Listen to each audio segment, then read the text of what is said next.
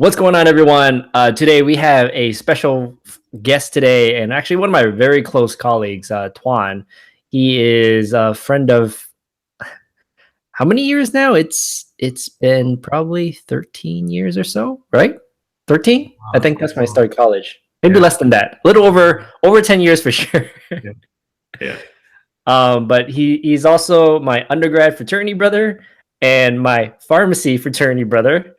And if there is a fraternity after pharmacy school, sure we would be that too. But he's a great guy. We're just gonna start and ask him a couple of questions, starting with some of the basics, like educational background and your what do you do now as a pharmacist? Like, what type of pharmacist are you? Yeah. So I went to undergrad at the University of Florida, go Gators. And I then went to pharmacy school at the University of New England up in Maine. And then now I'm currently a specialty pharmacist for a major specialty chain. I'll just leave it at that. So. Okay. And we're going to jump right into it. Today is actually match day, and I'm not sure if I'm going to release the video today, which I'm sure a lot of you guys would probably watch if I did, or a couple of days from today. But we're going to jump right into the questions we're going to talk about. And today we're actually going to talk about Thuan's residency matching experience. And so, Thuan, if you can take me back to that day of match day and talk to me about what went through your mind right before you checked your match results. Like, were you excited? Were you nervous? Did you not care? And what was going through your mind right after? So match day, I still was in rotations. I was doing my AmCare rotations, and my peer, she was also waiting on her match results too. So we were just kind of like, checking emails once in a while. And my preceptor she was also a preceptor. She was a residency director, so she was waiting for her match results as well. She kind of prefaced it that, you'll come in and you'll take care of some paperwork, but after the results come out, she's going to let you go home to process the results. Either you got it, go celebrate. If you didn't got it, go and mourn, I guess, go and cry. So, I kind of knew going into it. I was a little bit nervous. I was a little anxious. I was trying to, I had a good idea of where I wanted to go. And, but at the same time, you kind of have to temper your expectations. So I wanted to say, okay, if I don't get it, if I go somewhere else, or if I don't get it at all, what do I do? Let's just, trying to just temper expectations. When the results came out, I didn't match. And so I was like, okay, well, that's fine. I think I can handle it. I can find a job somewhere. I can, I'll just have to work harder to do what I want to do or go where I need to go. It's not a big a deal. It's not the end of the world. I'm still going to graduate with a degree, a PharmD, and I'm going to be able to find a job. It's going to be a little bit more difficult, but I had faith I could do it. But that was also the day that I got a haircut, and I had I put like a really hard part in my hair, and then my girlfriend, or my wife now, she was like, "Are you okay? It's like, you didn't match, and then you got like this crazy haircut. Like, are you okay? Is this your way of like coping?" I don't know if that was my way of coping, but like I had like a really hard part, like I shaved like a part in my head. Do you have any pictures on that? Maybe we can start. I think I do. I think I'll have to find it. I think I do have a photo of it. Like, I took it afterwards. But it was like I shaved a part, like it's probably like a quarter-inch part in my hair. Like, so. But yeah, beforehand I kind of tempered my expectations, and then afterwards I kind of just so that I was disappointed, but at the same time I knew there wasn't the end of the world, so just kind of moved on from there. Okay. It's definitely a difficult feeling to kind of take in all at once. And I guess leading into it, did you end up participating in the Scramble? And I didn't participate in the Scramble because, okay, so my match situation was a little unique because my girlfriend and my wife now at the time, we wanted to participate in the couples match. So I don't know if you know about that, but the couples match makes it even more difficult to match somewhere. That means that that her rankings and my rankings have to match up in order for us to both get one. So we ranked it in the way that would give us the best chance for one of us at least to have a residency. So we wanted to stay together and we wanted to be in the same city, and that was important to us. So that's why we did that. And then so I didn't participate in the Scramble because there wasn't any in the city that we moved to, which is now Dallas. But I don't think I would have unless there was a program that I wanted to scramble with in the same city. And I didn't want to do an inpatient residency. My residencies were either AmCare or community care. So that was a little different. Those programs are a little bit more sparse, and they're not as they're not as plentiful as the other ones. So yeah.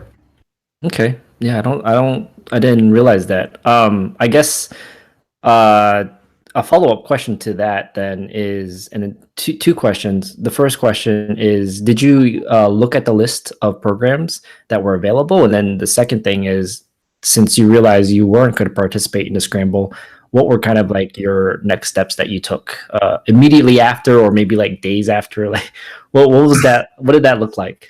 So I did look at the list. I looked at a list of things or places that were available, and there weren't any in the city in Dallas that I was looking for. So then, I looked at the list. I looked at all the programs that were available. Maybe I wanted to do it. They were all inpatient, and I wasn't interested in doing that. After doing my rotations, I knew I wasn't interested. And so after that I think the weeks, probably like the later half of that month, for a good couple of weeks, I called all the pharmacies that were in the Dallas area that I knew of and was looking for internships or jobs that were available. So I'd call up, here we have Kroger and a grocery chain called Tom Thumb. And so I'd call them up like, hey, my name's Thuan. I'm graduating in about 3 months. I'm just looking to see if you guys are hiring, and if you are, I'm interested in a position. I'll be moving down there. And so I just called everybody and just sent out emails, and then just prepared to see if I can get jobs and residency, jobs and positions or internships even. So that's all I did for probably about 2 weeks, 3 weeks. But then I realized that most places weren't really interested unless you had a degree in your hand. So I just kind of stopped until I said, you know what, I'll do this again when I actually pass my NAPLEX and stuff. Wow. So I guess like there's I have a lot of questions in my mind. I guess the first part would be like kind of a comment. One of my friends, when I was a third year and he was the fourth year, and he actually was applying for residencies, he didn't match, and he did exactly what you did. Legitimately called every single pharmacy around the area, took his resume and physically walked to some of them that was nearby and just talked to everyone. And he got a job through that way. But from what it sounds like, what you're saying, what you're telling me, it seems as though you didn't have much luck with that process at all. I didn't, because I didn't know the area. I mean, I'd never been to Dallas other than being a kid. So I didn't know the area. I didn't know where we were going to live. I didn't know how things far apart were.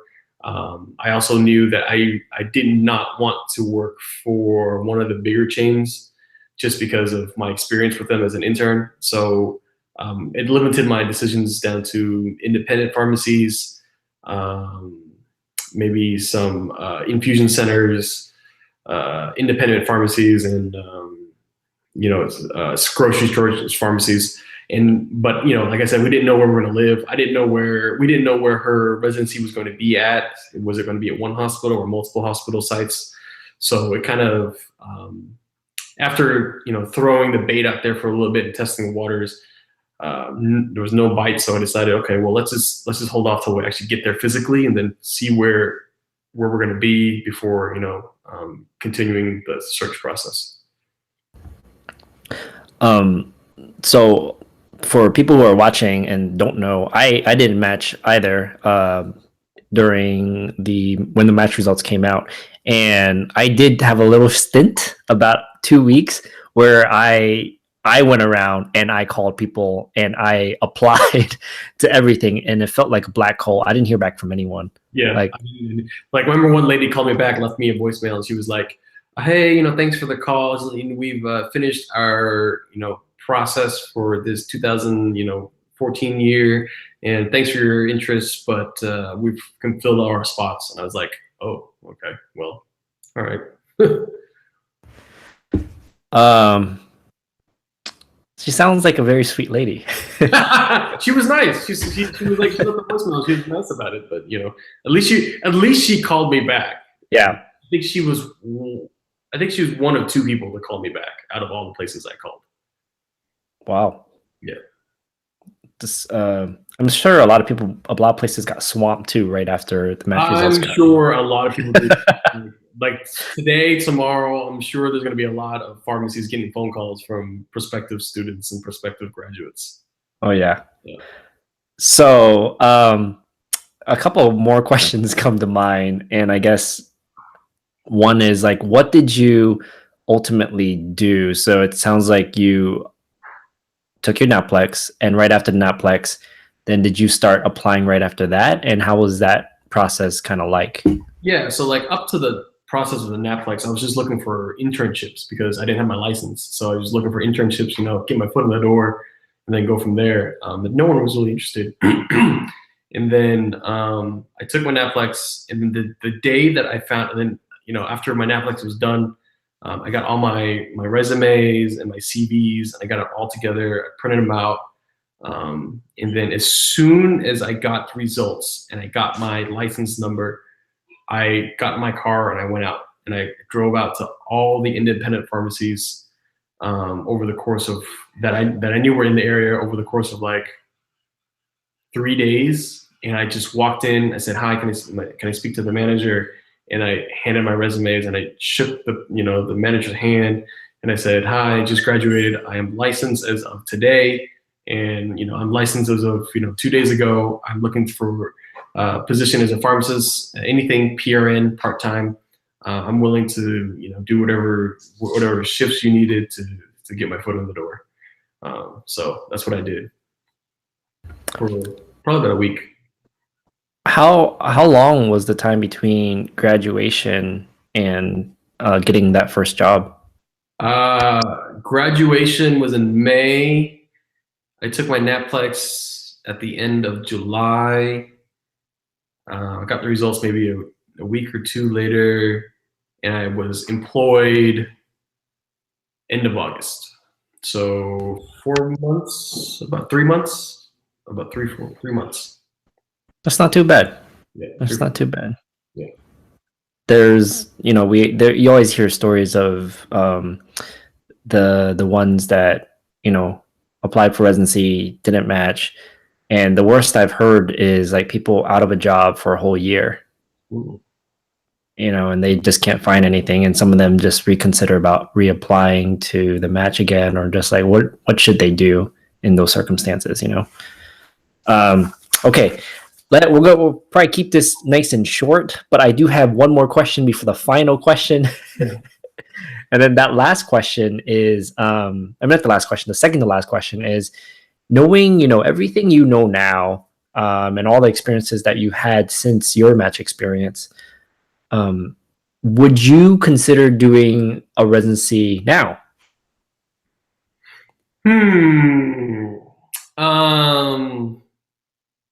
Probably not. And the reason is because I think that part of my experiences are due to the fact that I didn't get the residency, and I've learned and grew so much through that process.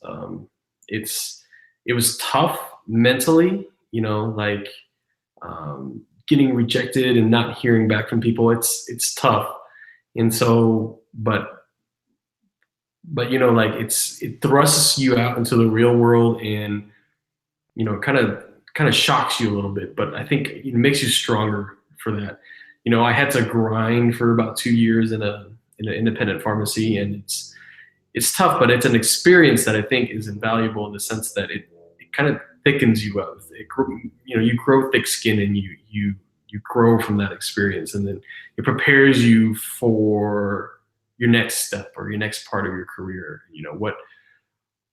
What's in store for you in the next step. I'm sure there's going to be a lot of experiences that I didn't get to have as a resident, but they're different processes, and this led me down a different path, and I'm happy where I am. I wouldn't change a thing for it. So Nice. I completely agree with that. Um, let's roll up to the last question, the big question. So since today is match day, about the match rates, we're talking about at first of like 66% on average. There's a lot of students that are in the scramble right now. Granted, there's a phase 2. Did you have phase 2 when you did the match or no? I don't think, maybe, I don't remember. Because it's pretty new. I think it's like a year or 2 years old. No, I didn't have that then. Okay. So they do have technically another chance to match for the second time, but now all these students are in the scramble. What are the tips or advice, words of wisdom that you would want to impart to those students out there that find themselves in the scramble? In the scramble or not doing the scramble? I guess not doing the scramble. Okay. So I guess not doing the scramble. Keep your head up. It's not the end of the world. It's okay.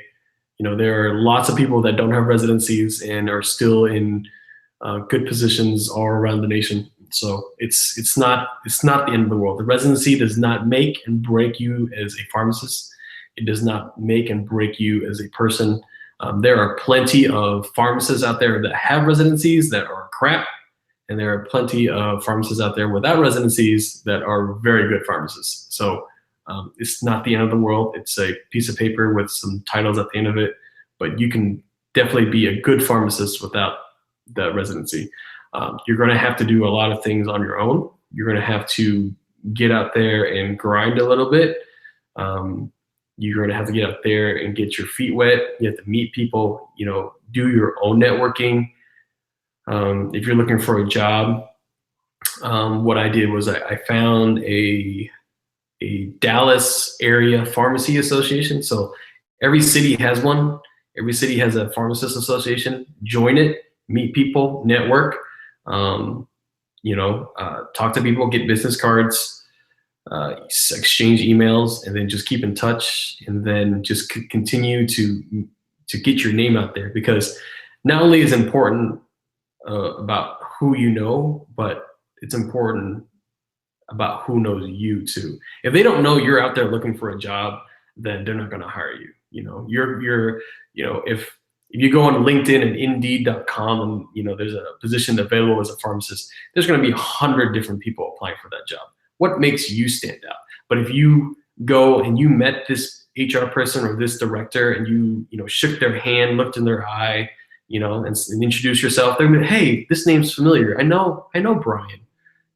Brian came to that meeting last week. I think this is Brian. Let's call him in for an interview.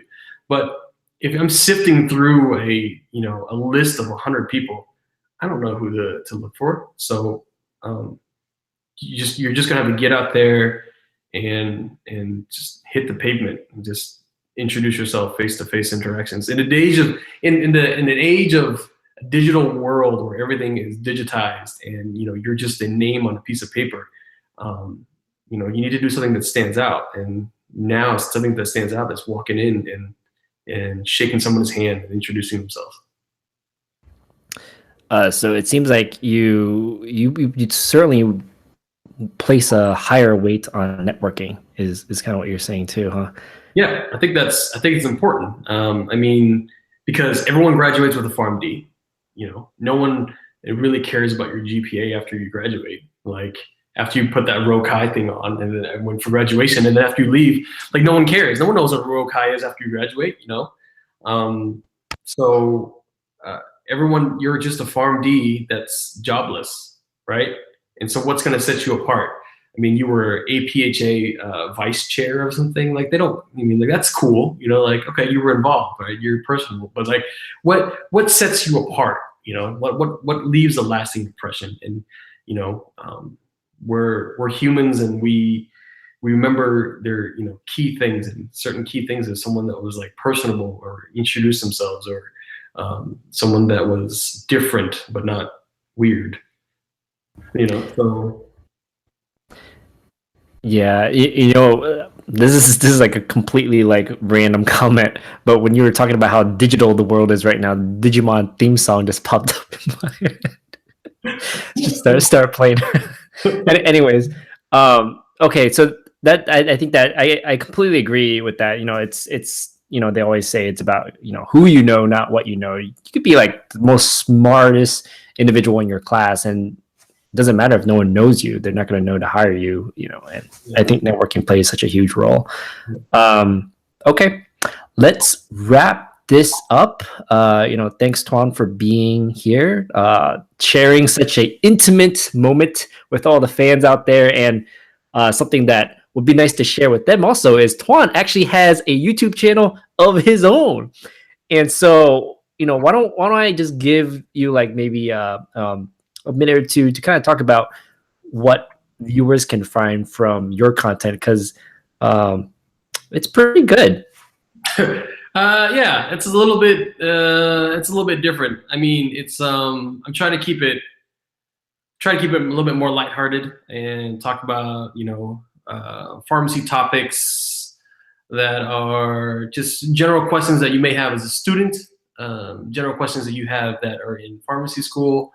I have a list of pronunciations for hard drugs to pronounce, like Lavuvidine or something, and then I have a thing about the flu. I have we went and we interviewed some people at a residency showcase. I haven't uploaded that yet. I haven't edited it yet, but it's just trying to keep things light, trying to give yourself the best foot forward to be a successful pharmacist.